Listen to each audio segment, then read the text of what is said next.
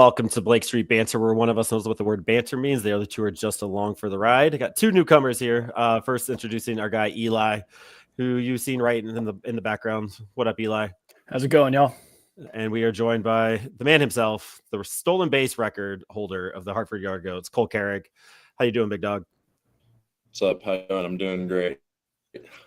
Is that weird? Was that expected that you're a record holder for stealing bases? And then how was that steal of home? I mean, I didn't have a clue what the number was until I don't know if one of the announcers or somebody like that told me about it. And then yeah, I mean, it's pretty cool to do that. And steal home was awesome, just super fun play. So when you're stealing home, walk us through that mindset, especially when you're at third. We'll get to you stealing second and third before a little bit later, but just the thought process of stealing home. Was it the Sandlot, Benny the Jet-esque, or was there some kind of plan behind it? Some notices you saw? I mean, I feel like with that, there's always a little bit of a plan. The pitcher had somewhat of a longer windup, but I gave a little deke on the first pitch of Thomas's at bat, and third baseman didn't really say anything, and he didn't pay much attention. So from there on, I figured I had a little bit more time before they would say anything, and at that point, I already passed halfway. So yeah, I saw that when you were at San Diego State. This isn't your first straight steal. I saw that you had one in college, but that was against a left-hander, so obviously a little bit easier with his back turned. Is this the first time you ever had that opportunity and converted against a right-handed pitcher, or is that something you've done before? Yeah, it was the first time I've ever done it off a righty. I've had a few against lefties. I feel like lefties in the windup, I've never actually done that. Lefty out of the stretch, because they don't really pay attention. They're not taking a peek at all, and as soon as they come set, that's like when I feel like I have the best shot at it. This was the first time against a right-hander. And you just went for it. Did you yell at Jared, "Hey, I'm coming in," or did you just go? Or I mean, he's got somewhat of a view out of his peripheral, I believe. I hope he wasn't going to swing, but no, he didn't know. Yeah, I coached baseball for a little bit a few years ago. It's been a lot of years ago, let's be honest.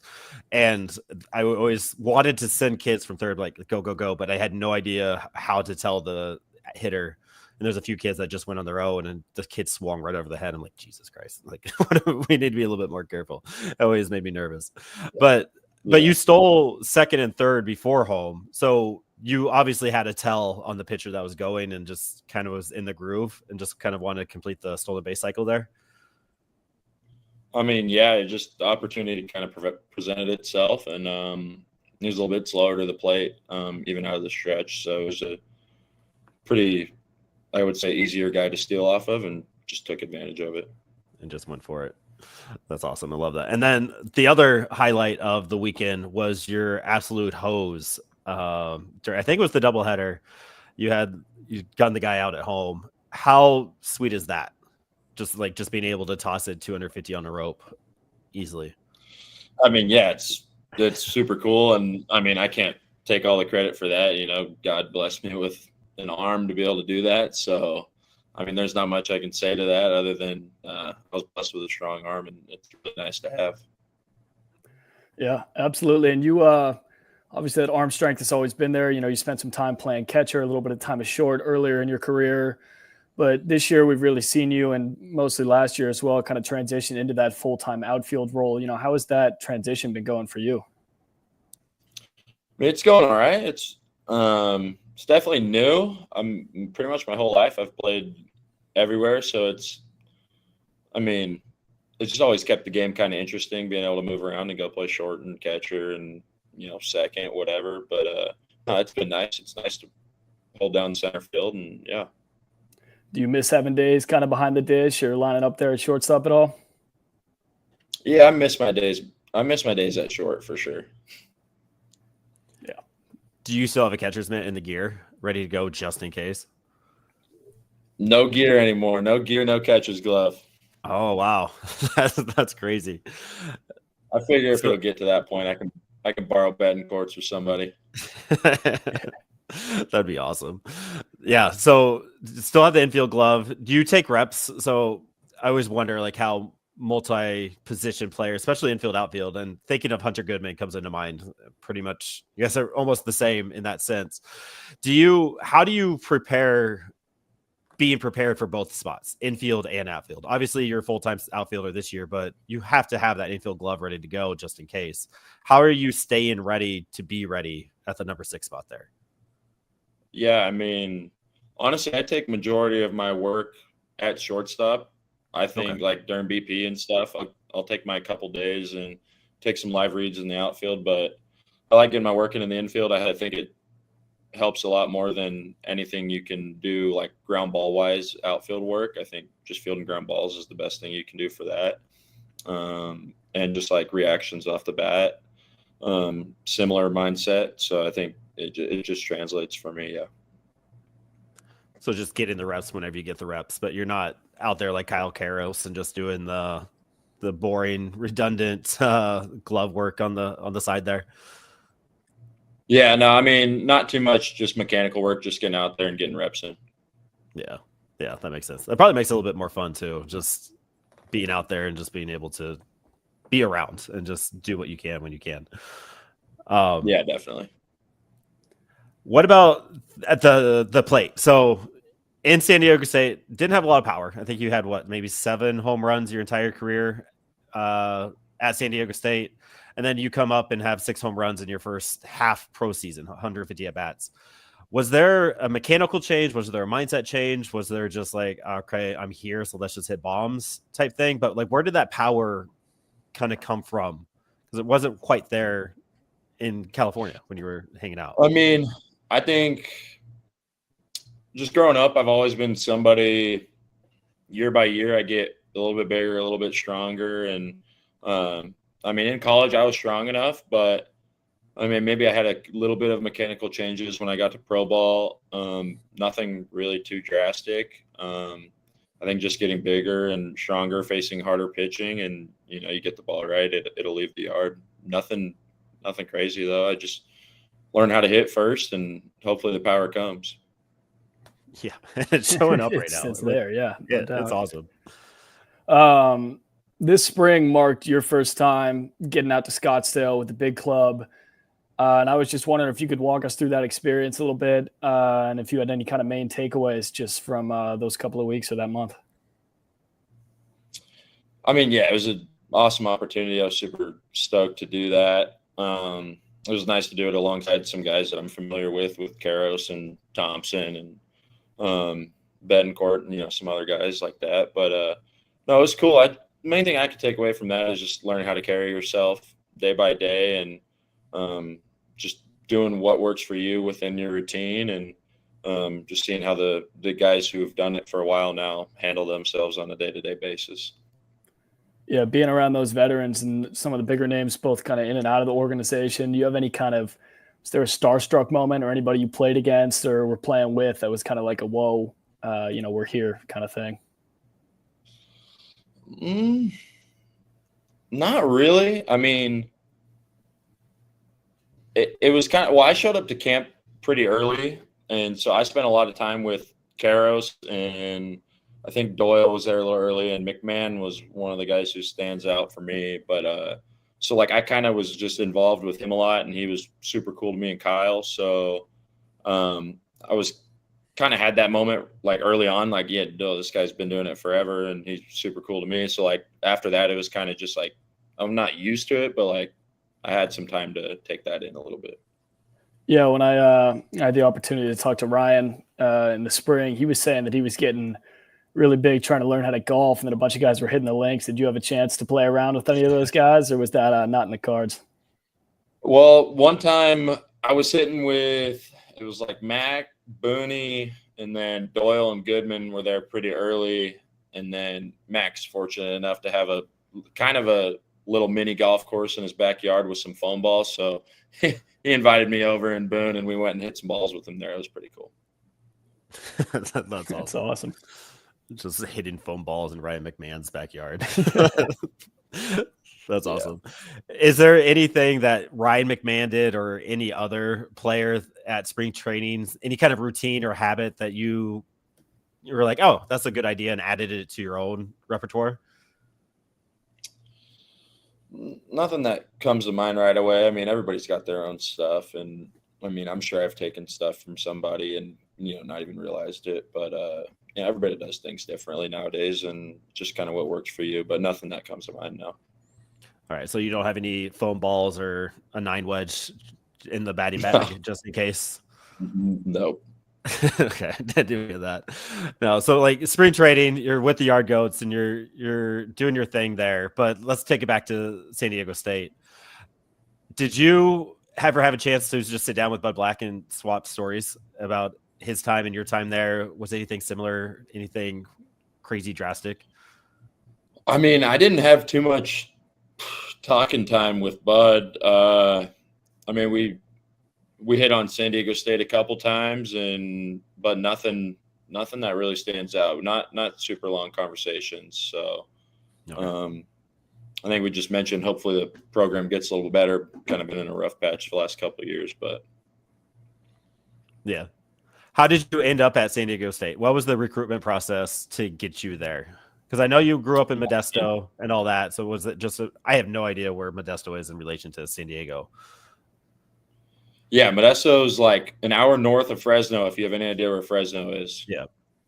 So it's about 6.5 hours away, bottom of California. I didn't have too much interest out of high school. I mean, I had a fair share, like decent interest, but no Pac-12 schools, no Power 5 schools reached out. It was like Reno, San Diego State, Santa Barbara, some schools like that. And then, I really enjoyed San Diego. I went there, and that's just where I decided to go. Yeah. Do you remember your pitching outing in 2000 or what was it? 2021? I think you threw 1 inning of work. Oh, I had it somewhere on here. I think it was 2022. You had 1 inning of work. I had to start against Iowa. I think it was the start. I just remember. I know it was 1 inning. Yeah, we play against a guy who ended my college pitching career. He plays for New Hampshire. Yeah. So that was just it? Like, yeah, this isn't for me. Just put me behind the plate, coach. I mean, first up. I pitched well that summer. Well, I played in Alaska that summer. I pitched well there. Yeah. I had a couple innings my freshman year, pitched well. And then I got a Tuesday start. It was against Iowa. And I had a fastball and kind of like a split change, kind of a funky grip. And that was at the point in time where I lost it. And that was my pitch. And so I'm in the pen, like I got nothing. My slider's not sliding. My split, my best pitch isn't working. And I think I walked the first guy of that game. And then somebody hit a single. And then Peyton Williams comes up and I threw a split that did nothing. And he hit it off the top of our batter's eye. And then I continued to give up like 4 doubles after that. So yeah, it was not great. I mean, to be fair, you did have 2 strikeouts still out of those 10 batters faced, but I got my redemption in the Cape League that summer. I pitched again, and I got my get back. That's awesome. There you go. While we're looking back on the past, I noticed today, and correct me if I'm wrong, but I believe you played high school ball with Tyler Soderstrom. Is that right? That's my guy. That's correct. Yeah, I was going to ask, because he was first round pick out of high school, and now he's every day he's playing in left field in Sacramento, I guess it is. So, I was going to ask, do you guys keep in touch, and how cool has it been to watch his journey? Yeah, I mean, it's been awesome. Yeah, Tyler's been my best friend since about the 7th grade. We still, our way of communication is playing video games every night. So we're ripping Rocket League, Fortnite, all the above.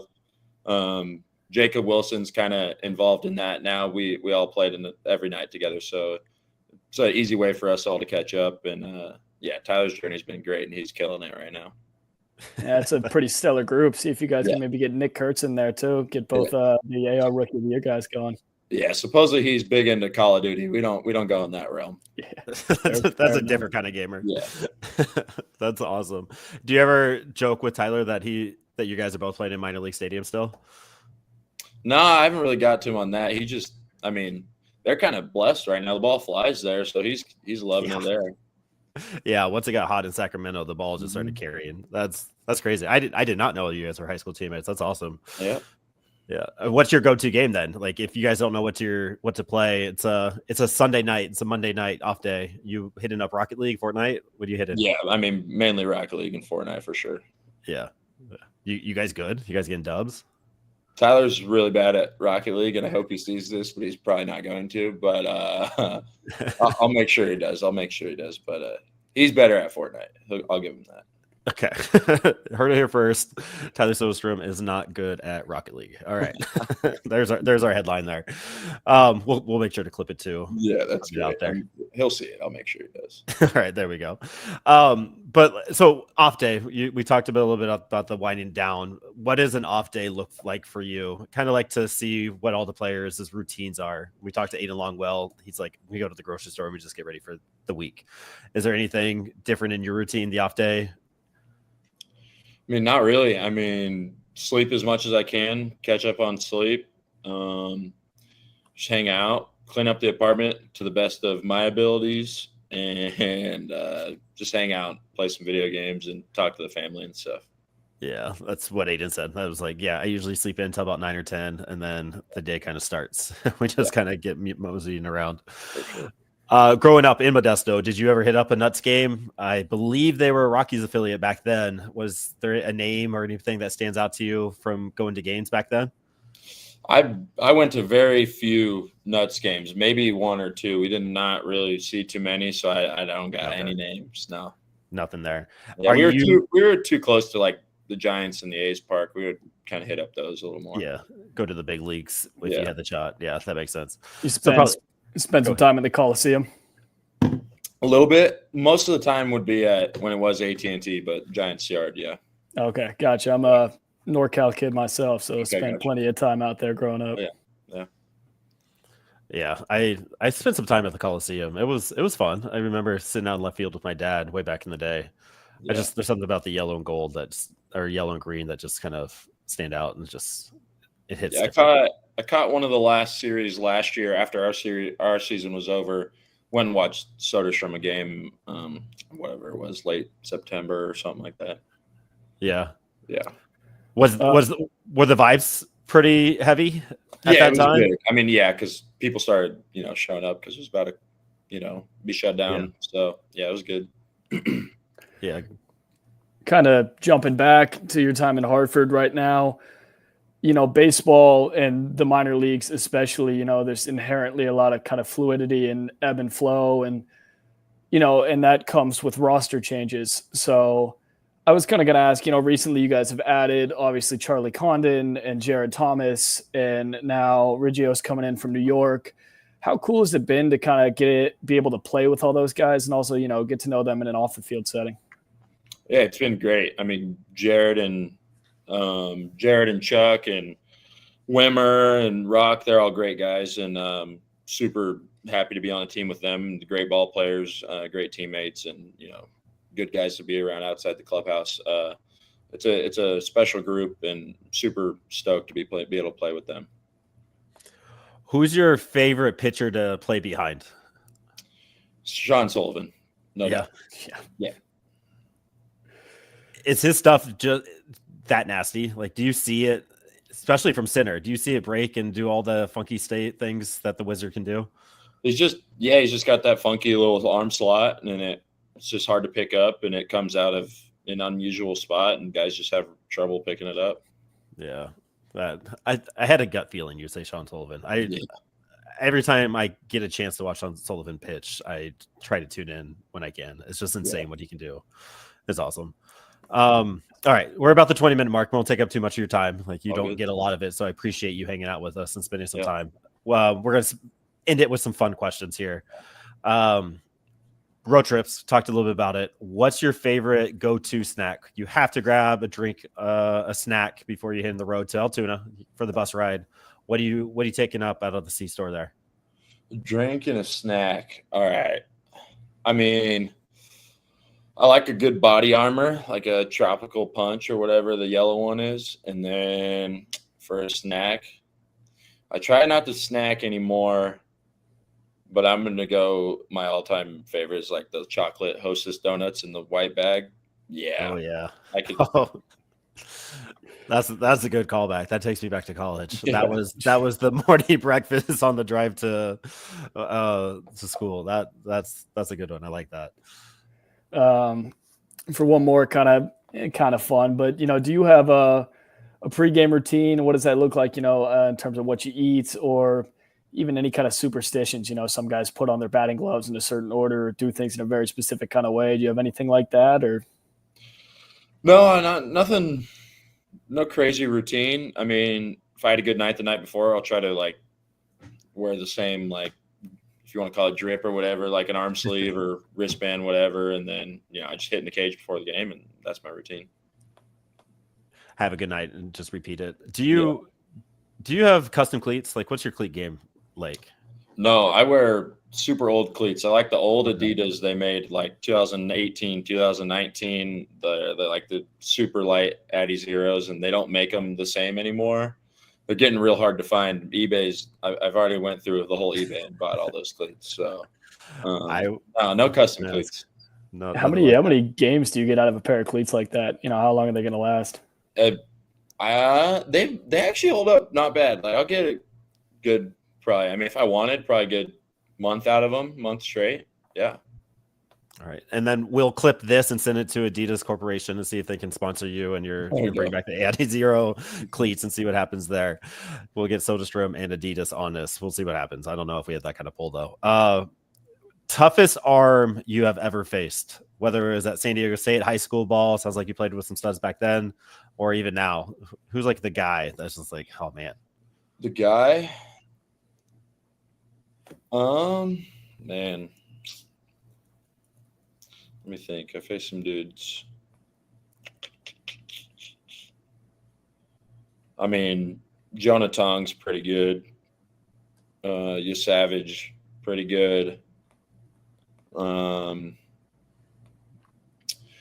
faced Kyle Harrison way back in the day. He was really good too. Yeah. I don't know. I mean, Tong's got my number this year. I'll give it to Tong. He's a pretty good pitcher for sure.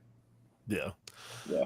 Just has whatever it is there. And then the last question, my favorite question. You get to be completely 100% selfish when answering this question. What's your favorite all-time baseball moment for you yourself? Favorite all-time for me. I mean, I won Cooperstown in like 2010 or whatever that was. And I mean, I don't know if I remember too much from it, but I knew I had a blast there. So yeah, that tracks. Just being there with all your friends is what, a 10-year-old ish. I think I was like, maybe it was like 2012 then, 13, something like that. I was like, what was I, 11, something like that. Yeah. And just because you went all the way from California to Cooperstown for it. So all that's involved with it, you and your buddies. Yeah, there's nothing like summertime when you're 10 years old just playing baseball. Those are some of my favorite memories. I love that. That's awesome. Yeah. Cool. I appreciate you hanging out with us. Thank you for spending your time tonight doing that. We're rooting for you. Keep doing your thing, and we'll keep following along. Thanks, fellas. I appreciate it. Thanks, man. See ya. Go on. See ya.